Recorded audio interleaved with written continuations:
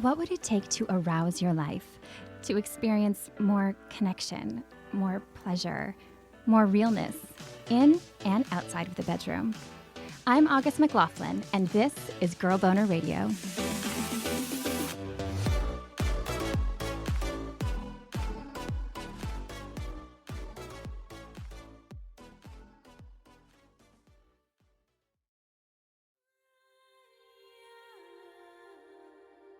Our sexuality is so powerful. It's so magnetic.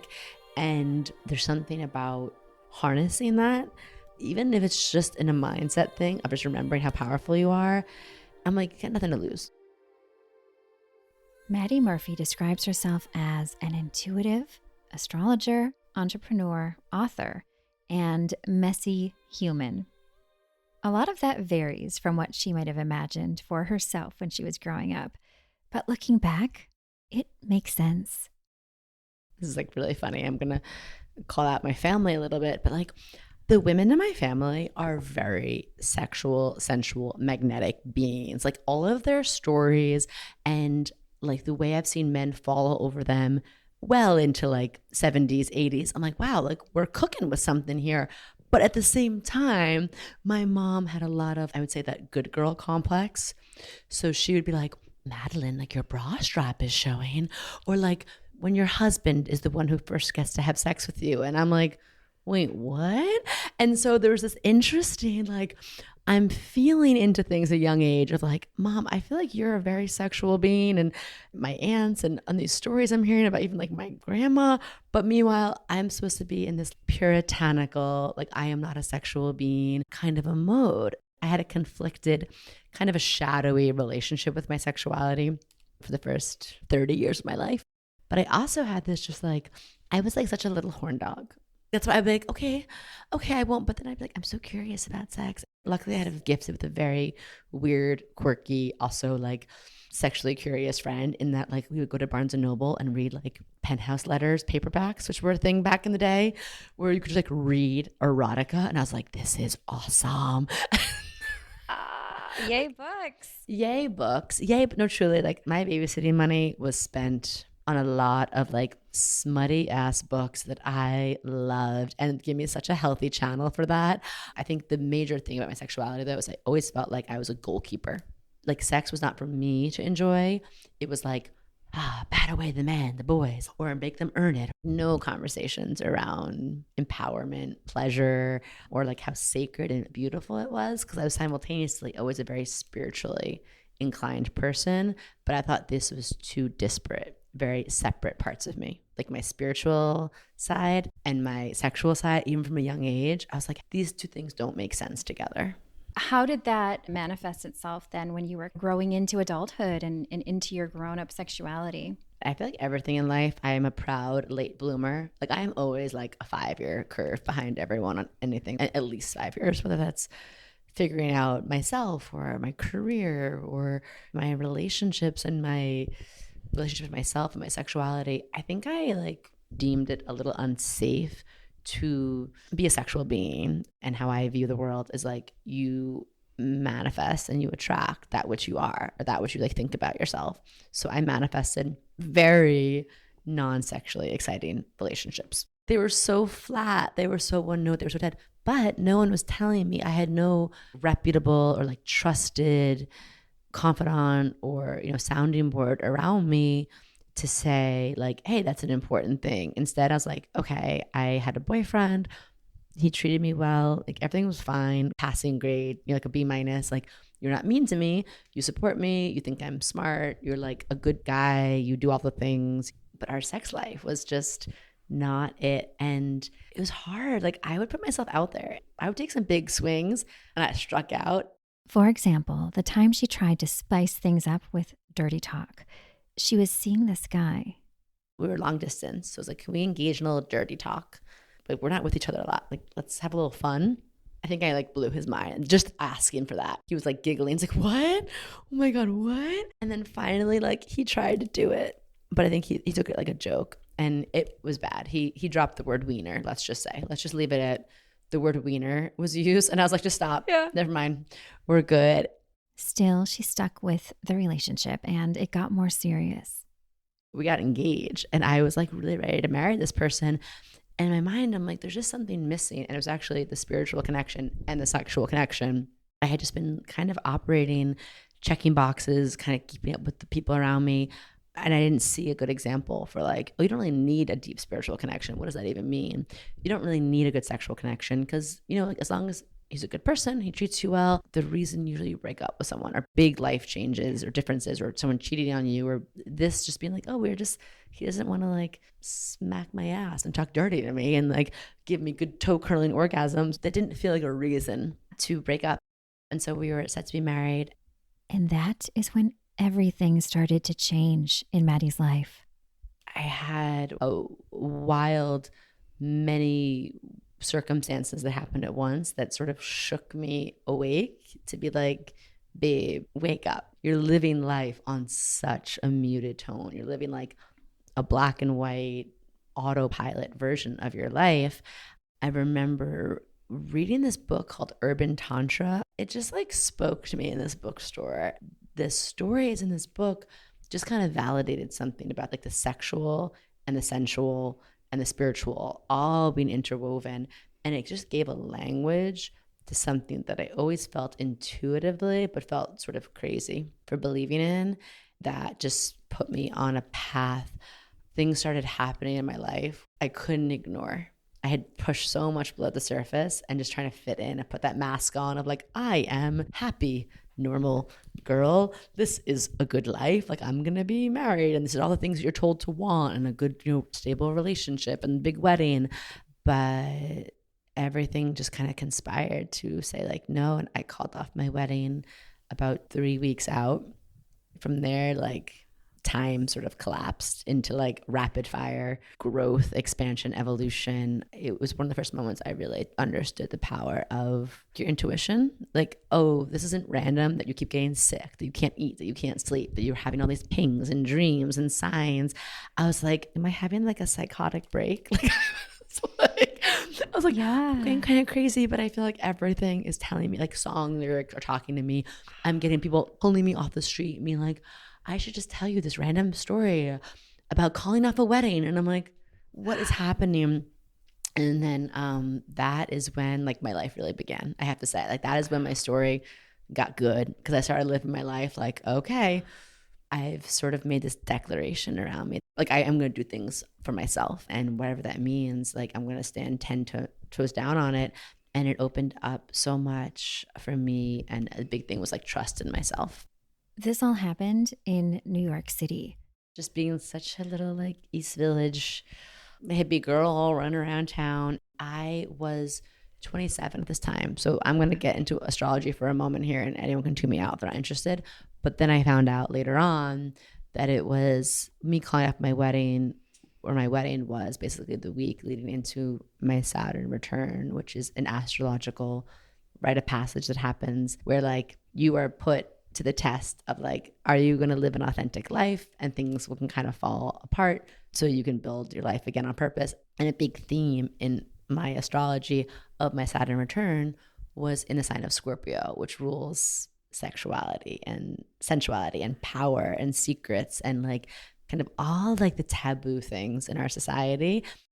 Madi told me that a Saturn return usually happens around age 27 and it peaks shortly after that. It's marked by a big crossroads, a time when you may ask yourself if you're living the life you really want. Is it time to put up boundaries or make a huge pivot?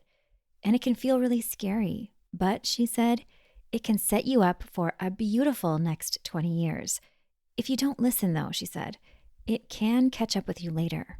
For Madi at that time, she started to delve into her intuition, her spirituality, her sexuality, and all these curiosities that she'd had forever. Yeah, I think as a child, again, I was very open to like the spiritual world, very open to like deeper knowing of things, very curious. And then somewhere along that journey, I talked about like I just kind of shut all that down. It didn't feel safe. It didn't feel, I had no one to talk about it with. You just felt kind of crazy. You feel like no one's gonna take you seriously. You know, my whole thing in life is like I had to be taken seriously. Like all of my friends were very serious, like very like driven in their careers. But what was cool about your life falling apart. It's cool about imploding your whole entire life is then you have nothing to lose. So I'm like, you know what? All that shit I was into when I was younger, I'm going to go back to it because I'm kind of desperate enough to go back to, like, what is this tarot? What is astrology? What is intuition? What is energy? And all stuff that I had kind of poo-pooed or traded for the sake of normalcy or fitting in. I was like, I have nothing else to lose. Like, I'm pretty much at rock bottom in terms of like, this wedding I called off. I was supposed to move when I was married. My whole life was just like, pulled the plug out on it. She said it led her to this really cool place. They say like when the student is ready, the teacher appears. People just kept appearing in my path. Like literally I'd be out and someone would be like, you should come to this class or this workshop, or a book would fall off of a bookshelf for me and I'd pick it up. I was just in such a place of like such effort energy that I was in such a place of trust, which is kind of beautiful when you have nothing else to lose. You're like, I'm like, sure, why not? And I was just looking for answers. Like, who am I? Why am I here? What is this all about? Like, I've always felt there was a bigger reason, a meaning to life, to my life, to other people's lives. And I was just trying to figure out what it was. And my promise I made to myself was just to keep following my intuition, like really tune in with myself of like, when you say yes to something, are you really meaning that yes? Or are you trying to make someone happy? And this goes even down to like sex and like down to like consent and down to big life choices and like down to like where you're going out to eat at night. When you're saying yes, are you just saying yes to be a people pleaser or to like not rock a boat, have obligation, pressure, or are you really tuning in with those hell yeses and the hard no's? Even just that like little distinction helped me kind of go down this path. Madi did her intuitive work very casually on the side while she started other businesses.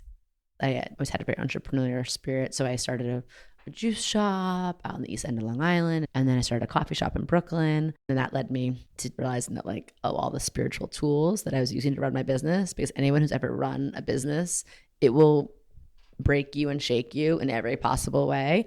And that's when I was like, I need different tools to run this business because like I am stressed out. And so I started going even deeper with these studies of energy, intuition, meditation. And then people started coming to me, women especially. How are you doing this? What's happening? Tell me about this. Tell me about that. As my husband called it, my cosmic side hustle became then my main thing. I was like, wait, hold on. I have actually way more people who want to work with me or learn about this. In the beginning, we were focusing on self-love, intuition, and pleasure, and just anchoring women and entrepreneurs and creatives in those three energies and like what happened when you prioritize those three things. And pleasure was a really big, like I was even starting off, I was like, I can't teach you about business or intuition without also teaching you about connecting to your body and your pleasure, right? All of that led to some sexual adventures, including what she jokingly calls her sex toy hijinks. First, she met the guy she would marry, for real. So I went from like almost getting married to someone who was very like sex. It's like, we don't talk about it. We don't smile during it. We just have sex. We do it. We're done. Definitely not centered around my pleasure. Let's just put it that way. To then flash forward to like dating someone, who very much was like, intuitively led, like how did I even find this person in a million years? I don't know. But this man that I was like, oh my God, this man lit a fire in my belly. Up to this point, I had shut off so much of myself from not feeling safe in my sexuality that I was starting to be like, am I asexual now? Because I would just not get turned. I would be like, it's not doing it for me. Men just gave me the ick, which now I understand, rightfully so. Like there's a lot of icky male. There's reasons. Yeah. There's reasons. She was not totally off base, but I had just kind of like shut and like numbed so much of myself. And then, I met this man and I was like, whoa, I like need to like be in this man's skin. I went from being like, I don't give a F about men, taking them or leave them, whatever. And then being like, what is this feeling? I just want to like touch you and be close to you, and this crazy like, well, now I understand chemistry is a real thing. And then it immediately just opened up, like from day one, with him just feeling very open. I was like telling him stuff that like I never told anyone, showing him like my warts and all shit that I hid below the surface so deeply, like stuff I was ashamed about, parts of my messy parts of my personality, childhood stories. I'm like, what am I doing? Like, who are you? But that also like our sexual connection plus that just opened us up into this place of like nothing's off the table. I felt so safe with this person. I was like, these are fantasies I have. This is what I like, what I don't like. She started thinking about her earliest vibrator memory. I had a little like back massager in like high school that like I stole from like, Christmas gift my parents got. And I was like, thank you, sharper image. And I would like pleasure myself to no end with that thing. I don't know what happened to it. And then I remember being an adult, I was like so sheepish. I was like, what do you think about like sex toys? And thinking that he was going to like laugh at me or be like, why do you need sex toys? You have me. But this is why I love this man who now I have put a ring on it with. He was like, let's go after work. Like, let's go to Babeland. Let's go see what's out there. And I was like, oh my God, I love this. It was so like validating for me of like my younger self where I'm like, oh, sex can be deep and messy and raunchy and ratchet, but it can also be like playful and fun and cute. And we're like giggling. We're in Babeland, like giggling. Like we're like, we don't even know where this thing goes or like, how does this thing work? And like anyone who's been to, I don't know if Babeland is still in business, but it's like a higher end sex toy shop in the city. It's like a very feminist, like sex positive, right? It's not one of those, like growing up, the shops I had access to were a little scary. And Babeland's like much more colorful, Babeland's right? It's like Apple Store meets, like cutest boutique ever. Like everything's like techie and colorful and lovely. But then we ended up going to like a Chelsea sex toy shop that's probably more what you're describing. Like the like purple dildo that's like the size of your arm or just some stuff. Yes, and like, made out of like jelly and smells kind of weird. And it's like flopping around. And we had no idea. Since then, I realized I actually just went to like a party with a woman who's like a sex toy expert. And she's like asking all these questions of like how you're supposed to know what sex toy is good for you. I'm like, oh, we didn't know any of that. We just went in and we're like, that looks fun. This looks fun. And then we got home, we were like really like kids in a candy shop. We tried everything, but the one thing I was like laughing at, there was this like one Austrian sex toy, and it like, I swear to God, had a mind of its own. And we like had to like put him away. We were like, you're going off at random times. Like we like named all of them. It was so cool. And it's just a really empowering experience because my husband partner, he's not some like, goes like tantric breathwork circles, or like he's the most normcore looking man on surface that you'd ever experience. But he is always like, is this going to bring me closer to you? Is this going to make you feel good? Is this going to like deepen our connection? Then yeah, I am down. And he makes it so fun. It's just one of those moments you took the risk, and it was one of those moments you landed here. And I'm like, this is really cool. This like beautiful man who loves you, and you're just like giggling over 4-foot purple jelly dildos, but like you're having a blast. You feel really alive. Oh, I love that so much. I'm so happy you had that experience. It seems like it could even be healing compared to like the dirty talk rejection that you had. Talk about like having a shame and a shadow around my sexuality, and then putting myself out there a little bit. Like, hey, can you just say that like you want to touch my boobs like when you see me or something, or like you miss me, or you don't have to like get into like crazy vocabulary. And for someone to like laugh at you and make it a joke, what that does to like your inner, it wasn't my inner child, it was like my inner teen, was like, oh, you're a dirty slut. Not in a good fun way that you're gonna learn about later. You're like, right. Because later you're gonna like being called that, but in a different context. But like this is like, oh, like you're too much, you're too sexual, you're too big. It just made me feel like a turtle, like back in the shell. Like, okay, I'm never gonna ask for anything again or do anything that's like a little bit taking up space. Yes, and then you did though. And then I did. So courageous and so beautiful and powerful that you took those steps and that they were so validated. Madi told me she could talk until the cows come home about sex magic and astrology coming into her life after that. But here's the basic gist. It was fueled by all the seeds she was planting, the Tantra book, studying empowerment. This was also around the time of the 2016 Women's March. We're having different conversations in society about like, I'm like, okay, there's a lot of cool stuff opening in my neighborhood, very like feminist or like queer liberation brand spaces. We're having a moment. I meet someone in a bookshop and she invites me to this event. It's like a moon circle. And I'm like, cool. But then she's like, I also like own like a lube company. But she brought me to the circle, like cool ass chicks. I was like, okay. And so we start talking about, we're doing manifestation work. Everything was just, these women weren't like crunchy, new agey. They were real women in New York City doing really cool things in arts and entertainment and hospitality and politics. Even this one woman, I remember, she was saying everything that I just didn't have words for, that I felt. She's like, your sexual energy is not only sacred, which I was like, check, I got that. She's like, your sexual energy is your creative energy. Your sacral chakra, the part of your body where you create life, is also the part of your body that you tune into to create your life, like your co-creative energy. And if you're not using that energy for yourself, if you're not using that to stir up like your inner sorceress, like co-creative peak manifestation energy, like you're just wasting that. So, and it all, again, just like made sense. It's just those things that you hear and you're like, this is not new information. It's almost like a part of me is remembering, like something really ancient in me. And then they were talking about all this like sex priestess work they did. But I was just like, yeah, like, hell yeah. So they were like, conjure this energy, like create this like orbit of your breath and it tune into this.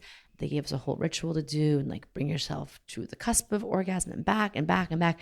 And then when you finally release, like visualize something, or better yet, like call something out that you want. And so of course, like I go home this night and I'm like, I'm going to do this, but also I'm going to do it with my partner. And so my now husband, he's like, I love him. He's a bro, works in finance. He played college football. You came home and said, we're going to do sex magic.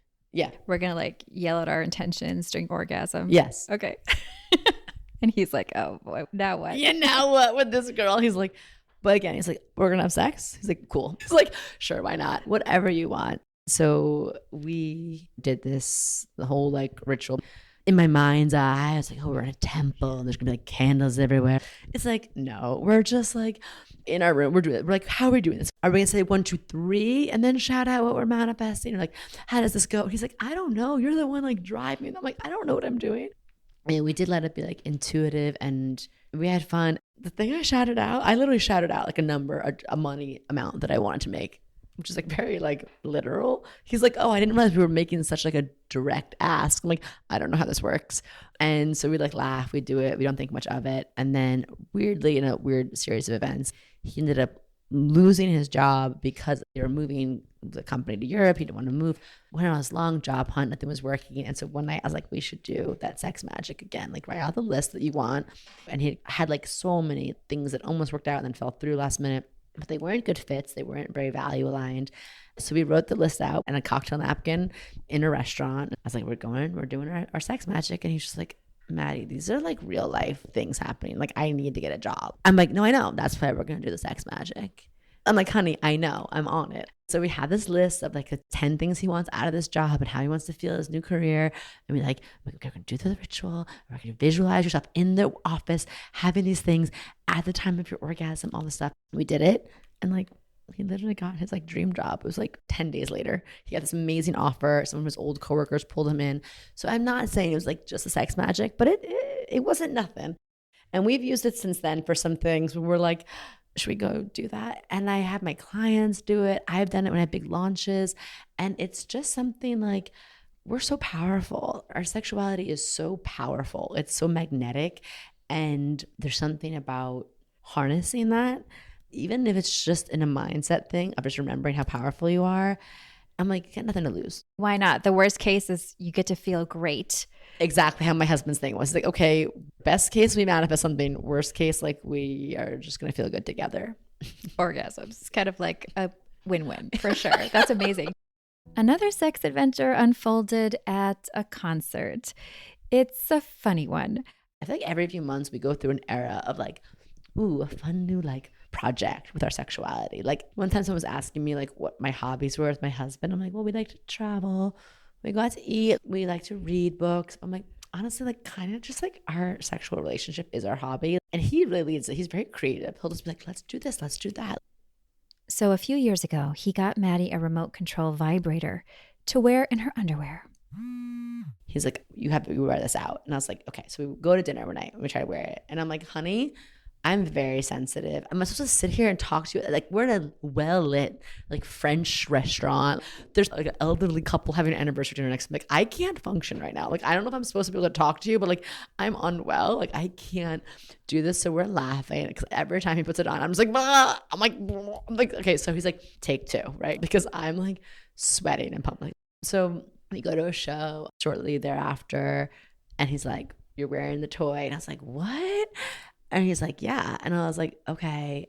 So they go to the concert, vibing, panties and all, and Madi has a blast. I'm feeling myself so hard. What do we think happened? So do you have like a massive orgasm in the middle of the concert? Oh, I'm having like multiple orgasms. I'm like just coming in this concert. Like just like, and then I'm like, oh my God, I have a really big one. I'm like dancing, like feeling myself. I'm like, also, there's a person like, am I a goofy dancer? In this moment, I'm like, I don't give a shit how I like dancing. I'm having so much fun. I'm like moving. And then the thing just plops out of my underwear and falls on the floor. And like bunny hops over to something. I'm like, she's like, shit. I'm like, maybe no one noticed. Where did it land? Okay, anyone's ever been to Barry Ball? It's a sticky floor. It's just gross. And it's like dark in there. And there's this like Scandinavian amazing singer. And she had all these cool like lights. And of course, in this moment, this big like blue, like bright blue light on the stage like illuminates the floor. And you just see this little like hot pink lit up. It got so close to this guy's foot. I don't think it touched him, but it was very close. And he looks down and I pick it up and I just sprinted out of there. Were you holding it or did you leave it there? No, I held it. That shit was expensive. I was like, I'm not leaving it on the floor. I will say, because I had on underwear, I had a skirt on. I love skirts. I don't really wear a lot of like jeans and stuff. Eventually got lost in the moves of the shuffles. We like lost the charger. And then recently, my husband and I rebought one. And I will say, evolution of technology, now they have this little magnet you clip on. Because before it was just kind of floating around in the underwear. You know, there were probably so many people who had their panty vibrator just go flying because someone had to tell them like, I was at church and maybe not church. No, I would love that so hard. Can I get an amen? Hallelujah. Maybe someone at the concert was like, hey, Babeland, your vibrator was crawling across my feet. Literally, it was like a little like neon, like little like cockroach. I was like, oh God, stop. Like, oh my gosh, that is so hysterically funny. That is so, so funny. What a great story. We laughed so hard at that. That experience wasn't just hilarious. Madi said it actually taught her some important things. First, I have to say, whoever likes wearing a vibrator in their underwear, go do it at a concert. It is such a cool experience. I am someone who is in my head a lot. I have a fast overthinking mind. So it's very hard for me to drop into a moment. Another kind of like spiritual lesson I learned this night was I was like, again, I've been focusing a lot on pleasure. I've been talking about why it's so important and different things came up, obviously like sex magic. I'm like, yes, empowerment. Yes. Like anywhere where you're holding shame, you're not living your power. Yes. Okay. But then this night I realized I'm like, oh, pleasure is so potent because it brings you into the present moment. And anyone who's studied anything, right? Eckhart Tolle, the power of now, like any spiritual path, Buddhism, any theologian will tell you like all of your power is in the present moment. That's why it's like, you know, being too focused on the past, too focused on the future, you can't receive what life is trying to give you. You're not filled with inspiration, with creativity. You're not manifesting. You can't do anything you are meant to do as a human on the co-creative side when you're not in the present moment. But it's very hard to be present. It's very hard. And it's a practice and you have to practice it. And I'm not good at meditating. I cannot sit on a meditation pillow for the life of me. I'm very fidgety. I'm very like ADHD, neurodivergent. But being in a concert, and normally I'm like trying to enjoy the music, but I'm like, oh, someone's standing in front of me. Or like, am I blocking someone? Should I have water? Am I dancing too much, too big, too loud? Or do my shoes hurt? Oh, my tag is itching me. And I'm trying to enjoy the present moment. And, you know, it's like why people probably like do drugs when they go to shows. Because I'm just like trying to enjoy the music and my head's like spinning. But this, the vibrating panty thing, better than a drug. The music's going and I'm just like, whoa. And everyone's doing their own thing. So no one's paying attention to me. So I'm like closing my eyes. I'm like feeling the music and I am here in the present moment. And I'm looking at my boyfriend and I'm looking around. I'm like, life is amazing. And like, holy shit. And all the stuff I was worried about and all the clatter and static in my mind was just gone. I literally felt myself. I was like, I feel like radiant, happy and free and like not weighed down. And it taught me that night. I was like, oh, that's a place to get back to. And that exists within you. And that is a place I really try to live my life. It's not always perfect, but that night showed me like, oh, it's available. And maybe not always have the vibrating panty on, but like there is a thing of like, okay, like that when you're in that space, good things happen and you attract good things and you're open to life's magic because you're not blocking it. That whole thing was back when Madi and her husband were engaged. Now they've been together for 13 years. They have 2 kids together, and early on in the relationship, she figured their spark might fizzle over time. Instead, they've kept it alive. That was a big concern of mine. I was like, I want to have children. I want that experience. I'm very close with my family, a very maternal nature in some ways. But in other ways, I was like so scared of losing myself, losing my relationship. Like, oh my God, so good. Like, we're just so locked in on each other. And I also just saw so many like archetypes or examples of motherhood that I was like, that's really not for me. No, I'm not that selfless. Like, I don't want that kind of a motherhood or like these like tropes about just like, okay, well, you know, I'm a tired, bedraggled mother. Also, I'm just like, not for me really. And it took me a while. Like, we got married when I was 36. And so I finally was like, I think I'm ready to get married again. Because I was like, after almost getting married for the wrong reasons, I had to explore, I had to dissect, I had to deconstruct and dismantle a lot of like, why do you want to get married, right? Like, what does that even mean? And then same thing with kids, like don't do things, like have a whole human just because other people are doing it. And like these knee-jerk reactions, and I talk about it in my book, like this concept of like the pressure, this like invisible pressure you feel. And like, where does this come from? I owe everything to that because it allowed me to really understand myself first and foremost in a really deep way and who I am, because motherhood will pull you away from who you are. You're like, okay, the storm's coming back. You're like, I know how to come back to anchor into like who I am outside of motherhood. And it also allowed me to have a really deep exploratory time with my husband where we got to learn so much about ourselves and really understand that who we are at our core is like deeply turned on by each other. And that as long as we make that a priority, our intimacy, our pleasure, our fun, our curiosity, we have so much life force brimming that we can show up better for our friends, our family, our work, and then of course, like now our children. But we really had to realize, we're like, no, this is our priority, staying connected to each other. And we would say like one of our core values is just keeping it sexy. We love a sexy energy. We're like, listen, life can be really hard. We've gone through a lot of hard things. We both lost a parent over the past year or two. We've had jobs, ups and downs. We've had hard shit happen, but we're like coming back to each other and having a space for intimacy and however that looks and evolving with life is like what helps both of us keep the air in the tires and going. So knowing that, it was so cool to watch because I was still so scared. You know, I have all the normal fears of being a woman. I was like, oh my God, my body, like it's going to change, you know, this and that. And yeah, all that was cool. But I think because I really was like, oh, nothing has to happen to you. Like, it doesn't have to be a story. You don't have to just become pregnant, become a mom and hang up this part of yourself. Like, I can't be a slut just because I'm a mom now. I was like, that doesn't have to happen. And I had like the most radiant pregnancy. My husband's like, you are getting like hotter. I'm like, I know my belly's so big, but I feel hot because I realized so much of this is just stupid stories from society, the patriarchy, capitalism. Who do you want to blame today? I don't know. But like all those mother effers. I was like, wait, I'm creating life. This is so sexy. Also, some people have weird like kink for it, but I got really hit on a lot as a pregnant woman. I'm out doing karaoke in the East Village after my baby shower, as one does. And I'm like getting hit on by little young like Irish guys because it's like you're in your fullness, you're in your radiance. And if you can own that instead of feeling like it's like a curse or an ending to your sexuality, like to me, it is a little bit of a choice of like, what story am I going to subscribe to in this, right? It has to start with you. Sexy time looks a little different right after you have a baby. You're like stitched up and it's a little sensitive down there. But we found other ways to connect. And, you know, it took a minute. We waited. We had sex. And he's like, is this hurt? I'm like, actually, it's okay. We're really gentle. We're okay. But like, you know, you're not having a lot of sleep. I'm like, I don't know if I feel sexy. He's like, no, you're so sexy. We're great. We actually got pregnant like the first time we had sex again. No way. So then I get pregnant again. And now I'm like, okay, but for real, am I sexy now? Because now I'm been pregnant for like 2 years.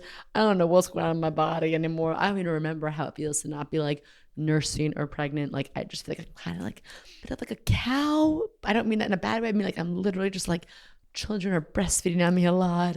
But still we were like, nope, our core value is like sexiness. So I'd be like, honey, we're bringing the kids out. I'm putting on a bodysuit, my thigh high boots and a little skirt, and we're going out to like a sexy meal. And he's like, got it. And so we're like with our double stroller out, and I'm in my little like mini skirt. I'm just like, I refuse to just let my whole identity be like, at the mercy of motherhood. And he meets me at that. And he's like, great. Like, you need this, you need time, you need sleep. He's like, what do you need to be that woman who I love so much? And I'm like, great, here's what I need. He's like, got it. He makes me feel sexy. And I think like what you give into a woman to make her feel sexy and feel safe will be returned to you 10,000 fold over. She wishes more straight men understood that. I'm like, honey, your life will change if you really dedicate yourself to being like, I'm sorry, in goddess worship. Like, this is a woman, she will open up everything to you if you make her feel safe and sexy. Madi also depends on the stars to keep things passionate and connected. Like very recently even, like I use my astrology to be like, okay, we have this thing called the Venus return that was coming up this fall. And I was like, let's really lean into our Venus return. It's once a year. You kind of get like a re-up of like your magnetism, your heart energy, your crush energy. We happened to go through ours at the same time. And we just like doubled down and we like got the babysitters. I went out, did the hair. Like, what do I have to do to feel sexy? And we have been like teenagers. Like, we are laughing. We're like, this is inappropriate. Like, this is not okay. We need to get sleep. We're like fooling around too much. We're too obsessed with each other. We're sending each other like cute, sexy, flirty messages. He's sending me flowers, no date home. And this is the power of knowing yourself, your shared value. Like, we might get away from this a little bit in the early stages of postpartum and all of that. But like, we know our intention is to not lose each other in that storm. Our intention is to come back and do that work that it might take. I think people hear relationship work and it sounds like going to work and it's so hard, but it's the work of like tending to a garden, the work of painting a masterpiece. It's like work that feels good because you care. I love that. I've never heard it described that way. I've heard people say, it's not bad if you have to work on your relationship, but that doesn't take away this like homework feeling of that word. And when you say the masterpiece, it's putting your love and your passion and your intention and co-creating something. Something that feels good to be like, wow, like, look what I did, right? I didn't just let that go on autopilot. I played around with it. And now like I get to behold something so beautiful. Oh my goodness. What a beautiful message and role model you are, both for folks who hear your story and also for your kids, to give them that gift of a really connected, passionate, caring couple is pretty amazing. Yeah, we say that a lot. That to me is like the biggest gift. And I have 2 boys. And so my husband's like, I want them to see too, like, first of all, like our relationship, what it gives to them, but also like an example, right? Like, this is how you treat women. It's how I treat your mother. And just setting that example and that connection. And we're not perfect by any means, but like, we are very head over heels in love, and that is like the gift of a lifetime. When it comes to your own sexuality and relationships, Madi wanted to leave you all with this. Pleasure is your birthright. Like, you don't have to earn it. You don't have to look a certain way or have life arranged in a certain way. It's just like life is allowed to feel good, and you're allowed to feel good. And I mean that even if it's just like taking a nap on a Saturday, like, you're allowed to rest. You're allowed to enjoy when things are going well, even when the world is falling down around you. You're allowed to want dirty talk and to go sex toy shopping, like whatever that pleasure means to you, for you as an individual, but also like it is part of a larger like revolution that we're in. And it does actually need you in that place of leading with pleasure versus that pressure I mentioned before. Like, how would it feel to make decisions from a place of like feeling good and trust and allowing? What would that do to our society if we're all just making decisions and moving and creating from that place? Yes, such a different world and so much more fun than thinking, how do I get rid of the bad stuff? Well, that's it. And that's part of that creation, that co-creation, that orgasmic energy. Is like, don't get me wrong, like a lot of stuff is falling down, is burning down as it needs to. But the next step is creation, is like the joyful reimagining. But to do that, we have to create from a new energy. Madi is offering all of you a gift to help you get there. A free month of the moon-based community, Cosmic RX Plus, where you'll get access to exclusive bonus pods for the new full moon, a PDF guide to the season full of rituals, card spreads and astrology info, plus a live new moon call once a month. Use the link in the show notes to sign up and contact her if you'd like through her website or on Instagram at I am Madi Murphy. If anything in this sparks something like what I felt when I read that Urban Tantra book or heard that girl talk at that moon circle, if anything here is like, ooh, that feels really resonant, or something I have been like, it's been tickling my brain, just come on over. I'll get you hooked up, okay?